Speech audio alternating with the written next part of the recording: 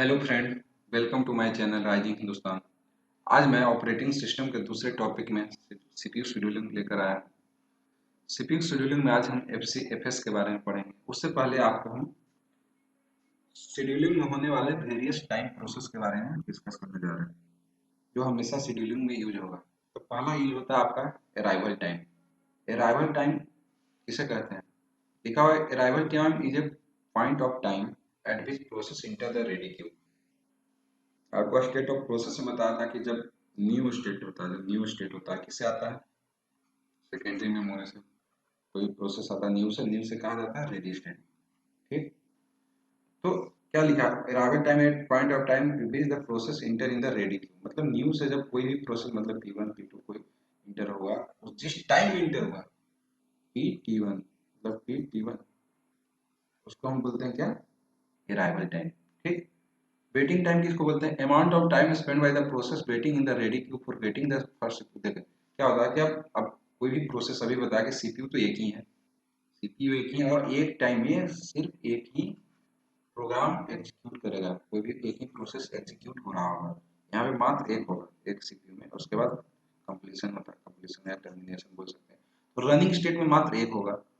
तो अब कोई मान लीजिए P0 कोई प्रोसेस रन कर रहा हो और P1 आ गया उस टाइम रेडी क्यू में, तो डायरेक्ट इंटर तो नहीं कर जाएगा ना रनिंग क्यू में। क्यों क्यों करेगा? क्योंकि वहां पे P0 अभी रन कर रहा है। जब तक कि P0 कंप्लीट होकर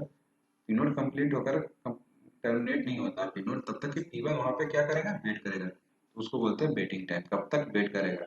वेट कब तक करेगा? जब आएगा और उसके आने आने का टाइम जब रेडी क्यू में आ जाएगा, और वेट रनिंग टाइम के बीच में जितना वेट करेगा उसको वेटिंग टाइम बोलेंगे। अब अगला क्वेश्चन आता है रिस्पॉन्स टाइम। रिस्पॉन्स टाइम क्या होता है? Process get the CPU for the first time entering in the ready queue. मतलब फर्स्ट टाइम कब रेडी क्यू में एंटर किया उसको बोलते हैं response time. Response time priority scheduling में महत्वपूर्ण है, वहां पर हम आपको बताएंगे रिस्पॉन्स टाइम। उसके बाद बर्स्ट टाइम, इसको हम बोलते हैं सीपीयू टाइम। बर्स्ट टाइम और CPU time, amount of time required by a process for executing on the CPU. कोई भी प्रोसेस को सीपीयू टाइम में मतलब रन के सीपीयू कितना टाइम दिया उसको बोलते हैं सीपीयू टाइम, इसका बर्स्ट टाइम बोलते हैं। उसके बाद होता है completion time. Process complete its execution on the CPU and take exit from the system. मतलब कि पूरा सिस्टम से एग्जिट हो गया, कंप्लीट होकर बाहर चला गया प्रोसेस, उसको बोलते हैं कंप्लीशन टाइम। और उसके बाद आता है टर्न अराउंड टाइम। इंपॉर्टेंट है turn around time, waiting time और सीपीयू टाइम मतलब बस टाइम। तीनों important. Turn around time is total amount of time spend by process in the system. System में जो पूरा सिस्टम है, not only CPU, whole system में process कितना time लिया उसको बोलते हैं टर्न अराउंड टाइम। तो टर्न अराउंड टाइम का फॉर्मूला होता है, देखिए टर्न अराउंड टाइम को क्या लिखेंगे? TAT, टर्न अराउंड टाइम बराबर completion time minus arrival time. देखिए कंप्लीशन टाइम क्या होता है? एग्जिट कर गया, हाँ? कोई प्रोग्राम एग्जिट कर दिया उस टाइम को बोलते हैं कंप्लीशन टाइम उस प्रोग्राम का। और माइनस अराइवल, अंदर कितना देर का रहेगा? जितना देर, जैसे आप किसी कहीं पे जाओगे अंदर, जैसे कोई मॉल में आप गए या कोई कॉलेज में जाते हो, तो कभी कभी क्या होता है कॉलेज के गेट पे आपको रजिस्टर में इंटर टाइम करवाता है ना, रजिस्टर में इंटर टाइम लिखिए, और उस अब जब बाहर जाते हो वहाँ पे एग्जिट टाइम लिखा है। तो inter time minus exit time जो होगा वही तो आपका टर्न अराउंड टाइम होगा। उतना देर ही तो आप कॉलेज में रहे, तो वही होता है टर्न अराउंड टाइम बराबर completion time minus arrival time. और इसको और कैसे लिख सकते हैं? टर्न अराउंड टाइम को देखें, टोटल अमाउंट। अब देखिए अब क्या करेगा, या तो टर्न कोई भी सिस्टम कोई भी प्रोसेस या तो वेटिंग स्टेट में हो सकता है, वेट कर रहा रेडी क्यू में, या तो वो सीपीयू में रन कर रहा होगा मतलब बस टाइम। तो टर्न अराउंड टाइम का मतलब एक बार क्या हुआ, देखिए TAT का मतलब या तो वेट कर रहा होगा या तो सीपीयू में रन कर रहा होगा। ये फॉर्मूला आपका बहुत इंपॉर्टेंट है, देखिए यहाँ पे लिखा हुआ है, बाय हार्ट याद कर लीजिए या तो समझ लीजिए, समझना इजी है। क्या होगा? Waiting time, turn total time में क्या हो गया, तो वेट करेगा तो रन कर रहा होगा, तो ही तो कर सकता है ना रेडी आने के बाद, तो हो गया। इसी से सारे क्वेश्चन बन जाएंगे। अब आता है पहला शेड्यूलिंग एल्गोरिदम, उसको बोलते हैं FCFS।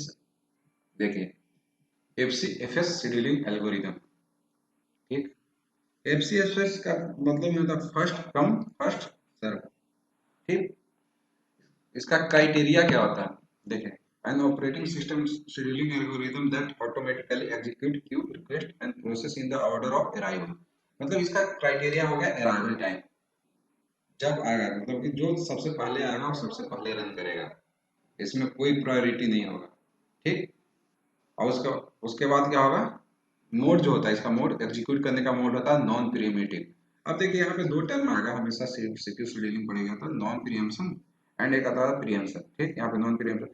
नॉन प्रीएम्पशन का मतलब क्या होता है कि एक बार कोई भी टास्क, मान लीजिए कोई भी प्रोसेस अगर रनिंग क्यू में चला गया, रनिंग में चला गया तो तब तक रन करेगा जब तक कि वो एग्जीक्यूट ना हो जाए, एग्जिट ना कर जाए, मतलब कंप्लीट ना हो जाए, तब तक वो रन करते रहेगा। प्रीएम्पशन में क्या होता है, प्रीएम्पशन में भी कोई प्रीएम्पशन एल्गोरिदम है, प्रीमेटिव हो गया, उसमें क्या होता है कि अगर किसी का, मान लीजिए देखिए रेडी क्यू में कोई प्रोग्राम है और एक रनिंग क्यू में कोई प्रोग्राम रनिंग में है, ठीक, तो क्या होता है, मा-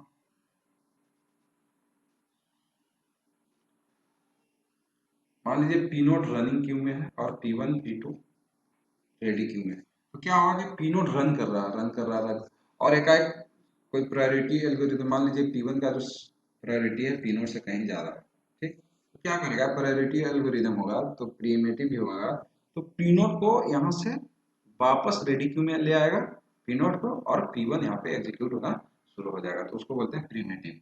मतलब बीच से भी आप रेडी में आ सकता है, ठीक, उसको प्रीमेटिव बोलते हैं।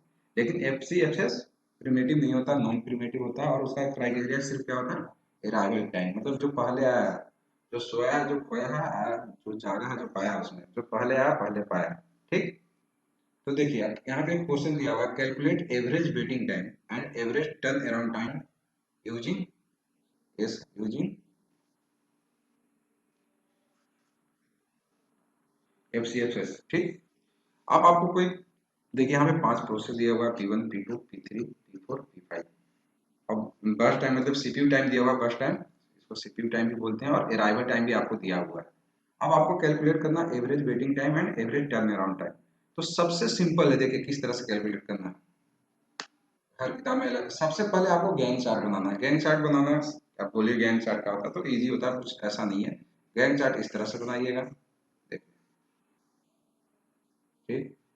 अब आपको बताएं कि इसको किससे करना है, एफ सी एफ एस, अभी तो आपने कोई कुछ पढ़ा भी नहीं है, तो एफ सी एस एस में फर्स्ट कम फर्स्ट सर्व, मतलब क्यू होता है। अब क्यू में क्या है, अब डेटा स्ट्रक्चर में क्यू में पढ़ें तो लाइन में लगा हुआ टिकट का आप खरीद रहे हैं किसी चीज का, मान लीजिए ट्रेन टिकट कर रहे हैं, तो जो आगे टिकट खरीदेगा वो आगे से ही निकल जाएगा, जो पहले जाएगा वो पहले टिकट खरीदेगा और आगे से निकल जाएगा। ऐसा तो नहीं है टिकट आगे वाला खरीदेगा लाइन से, पीछे वाला बाहर जाएगा, नहीं, आगे से ऐसे। मान लीजिए यहाँ पे टिकट काउंटर है, टिकट काउंटर, तो यहाँ पे एक दो तीन चार पाँच आठ, तो अगर ये टिकट ले रहा है, यहाँ से टिकट लेगा तो इस तरह से निकल जाएगा, और यहाँ पीछे से लोग जुड़ते जाएंगे, जो जो नया आदमी आएगा पीछे से जुड़ेगा, जो टिकट लेगा इधर से निकलते चला जाएगा। तो फर्स्ट कम, जो पहले आया वही तो पहले टिकट पाया, तो ये पहले आया पहले टिकट पा लिया और फर्स्ट इधर चला गया। ठीक, उसी तरह से होता। देखिए, तो सबसे पहले कौन आया, देखिए प्रोसेस में अराइवल टाइम में अगर देखें तो सबसे पहले पी फोर आया था, किसी अराइवल टाइम जीरो है, तो हम यहाँ पे पी फोर को लिख देंगे। और चूंकि नॉन प्रीएम्पशन मतलब कि अगर एक बार प्रोग्राम आ गया इसमें रनिंग के में, तो हमें पूरा रन करेगा कब तक, कंप्लीशन तक। तो कितना टाइम इसका, सीपीयू टाइम 3, तो 3 पूरा टाइम लेगा, रन करेगा। अब उसके बाद देखिए ये हो गया, उसके बाद दूसरा कौन सबसे पहले आया, उसके बाद जीरो के बाद वन है, देखिए पी थ्री, पी थ्री को आप रन कर दीजिए। पी थ्री देखिए कितना है, सीपीयू टाइम 8, तो 3 प्लस 8 कितना होगा, 11। उसके बाद कौन सा आया, अराइवल टाइम 2, 2 कौन आया, पी वन, पी वन को रन कीजिए, कब तक रन होगा, 6 है इसका बस टाइम, मतलब 11 प्लस 6 मतलब 17। उसके बाद फिर क्या होगा इसी तरह से, देखिए पी फाइव आया, पी फाइव का कितना, देखिए अराइवल टाइम 4 है एंड सीपीयू टाइम भी 4 है, तो पी फाइव यहाँ पे लिख दीजिए, और यहाँ पे आएगा 21। और उसके बाद पी टू सबसे लेट आया, तो पी टू सबसे लेट रन होगा, और इसका रनिंग टाइम 3 है, सीपीयू टाइम तो कितना रन करेगा, पी टू 24। अब यहाँ पे देखिए ये अराइवल टाइम, ये जो लास्ट है 3 11 17 21 24, सबका देखिए कंप्लीशन टाइम है, पी फोर का कंप्लीशन है, पी थ्री का ये है, पी वन का है, और पी फाइव का इसी तरह से पी टू का। तो यहाँ पे बना दीजिए कंप्लीशन टाइम। ठीक, कंप्लीशन टाइम क्या होगा, राइटिंग सही नहीं बैठ रही, sorry for that. P four का क्या देखें, पी फोर का 3 पे हो जाएगा, ठीक, उसके बाद P three 11, P one 17, P five 21 and P2 24। ठीक, अभी बताया कंप्लीशन टाइम निकल गया, तो उसके बाद आप टर्न अराउंड टाइम निकाल सकते हैं ना। टर्न अराउंड टाइम अभी क्या बताया आपको कि T80 क्या होता है, सिस्टम में कितना दे रहा है कोई भी चीज, कोई भी प्रोग्राम सिस्टम में कितना दे रहा है, तो कब तक इसका कंप्लीशन टाइम माइनस कब आया था वही होगा ना, कब निकला और कब आया, उसी के बीच को ना सिस्टम में रहा अभी। ठीक, अब देखिए कंप्लीशन टाइम सबको आपको पता है यहाँ पे, और आया का भी पता है, दोनों को घटा दीजिए। देखिए अराइवल टाइम 2 आया, 17 में कंप्लीट हुआ 15, और यहाँ पे क्या हो जाएगा 19, इसको घटाइए 10, इसको घटाइए 3 और इसको घटाइए 17। ठीक, उसके बाद आपका क्या होगा वेटिंग टाइम। वेटिंग टाइम क्या होगा अभी बताया था, वेट टर्न अराउंड टाइम बराबर क्या होता है यार, या तो एक फॉर्मूला ये होता है, उसके बाद क्या होता है वेटिंग टाइम, या तो वेट कर रहा होगा या तो सीपीयू में रन कर रहा होगा बस टाइम, यही तो होता है टर्न अराउंड टाइम। देखिए आपको क्या क्या पता है, टर्न अराउंड टाइम पता हो गया और बस टाइम भी पता है, तो वेटिंग टाइम निकल जाएगा। देखिए ये क्या आ रहा है, उसी तरह से क्या होगा 19 16 और देखिए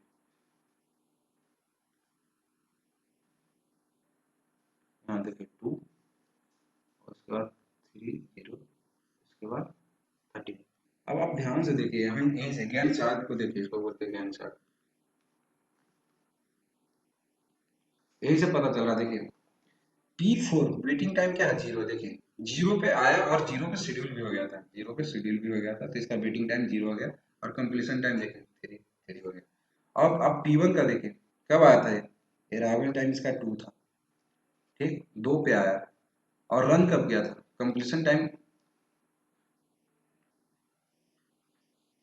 देखिए P4 15, तो कितना टाइम लिया तो घटा दी, सॉरी वेटिंग टाइम कितना होगा 15 टोटल टाइम है, 2 पे आया, 6 घटा दीजिए कितना हो जाएगा 9 होगा ना, यहाँ पे गलत लिख दिया है 9, 15 माइनस 6 क्या हो जाएगा 9 हो जाएगा। ठीक, इस तरह से अब आपको क्या निकालना है average waiting time. Average waiting time निकालने के लिए क्या करना होगा, आपको जोड़ना होगा पूरा। एवरेज वेटिंग टाइम क्या होगा, एवरेज वेटिंग टाइम क्या होगा, सभी जोड़ दीजिए 9 प्लस 16 प्लस 2 प्लस 0 प्लस 13/5 हो जाएगा आपका एवरेज वेटिंग टाइम। एक बार और चेक कर लीजिए 9 80 9 16 2 0 एंड सही। ठीक, 9 16 25 2 27 40/5 मतलब 8 8 सेकंड, 8 जो भी टाइम यूनिट हो सेकंड से कोई नैनो सेकंड में रन करता है सीपीयू। उसके बाद एवरेज टर्न अराउंड टाइम भी इसी तरह से निकल जाएगा, एवरेज टी80, इसमें निकल जाएगा टी80 क्या है 15 प्लस 19 प्लस 10 प्लस 3 प्लस 17/5 आ जाएगा आपका एवरेज टर्न अराउंड टाइम। अब क्या देखिए एफएस क्या और सिंपल यूज करना, एडवांटेज क्या है एफएस का, सिंपल टू यूज है, the simplest form of sequential algorithm है, बहुत सिंपल है, फर्स्ट कम फर्स्ट सर्व है। डिसएडवांटेज इसका क्या है, देखिए it is non primitive scheduling, क्या अभी अभी बताया नॉन प्रीएम्पशन है, तो क्या होगा कि कभी कभी हायर प्रायोरिटी वाला भी अगर शेड्यूल कोई आ जाए प्रोग्राम, तो ये रन नहीं करने देगा, क्यों, क्योंकि ये नॉन प्रीएम्पशन है, जो पहले होगा वही रन करेगा कंप्लीशन तक, तो नॉन प्रीएम्पशन है। देख द एवरेज वेटिंग टाइम इसका बहुत हाई होता है, डिसएडवांटेज में इसका जो एवरेज वेटिंग टाइम यहाँ पे 8 निकल गया है, बहुत हाई होता है। ठीक, देख अगला जो डिसएडवांटेज है सबसे इम्पोर्टेंट यही है, short process that are the back of the queue have to wait for the long process to at the front of the finish। जो छोटा छोटा प्रोसेस है, मान लीजिए कि कोई भी प्रोसेस है, इस तरह से देखिए इसको बोलते हैं कॉन्वो इफेक्ट। मान लीजिए कोई प्रोग्राम है, फिर कोई एक प्रोग्राम ले लीजिए 1 2 3, इसका अराइवल टाइम 0 1 1 कर लीजिए, अब अराइवल टाइम और वेटिंग टाइम कर लीजिए 20, सॉरी सीक्वेंस पॉइंट 20 2 1। तो मान लीजिए सबसे पहले कोई बड़ा वाला टास्क आ गया 20, आप एफसीएफएस है तो क्या करेंगे, सबसे पहले उसी को रन करेंगे, तो देखिए P1 रन होगा 0 से लेकर 20 तक, उसके बाद देखिए P3 रन होगा, सॉरी P मतलब ये दोनों का अराइवल टाइम तो सेम है, तो सीक्वेंस से ही चल जाते हैं। P2 रन हो गया, क्या होगा? 22 P3, ठीक है, 23। अब ध्यान से देखिए, जो जिसका अब यहाँ पे एवरेज टाइम अगर निकाला जाए, एवरेज टाइम अगर आप निकालिएगा, ये तो जीरो हो गया इसका, और इसका क्या हो गया, एवरेज टाइम कितना? इसका 19 हो जाएगा और इसका हो जाएगा 21। ठीक, इसका एवरेज टाइम अगर निकालिएगा तो 40/3 आएगा, बहुत हाई है। इस प्रोसेस को देखिए P3, और इसका मात्र one one unit of time चाहिए, लेकिन उस वेट कितना कर रहा है? 21 यूनिट ऑफ टाइम। यही इसका डिसएडवांटेज है कि छोटे छोटे प्रोग्राम को भी इतना लंबा क्यू में वेट करना पड़ता है। इस इफेक्ट, इसको क्या बोलते हैं? Convoy effect. ऐसा भी तो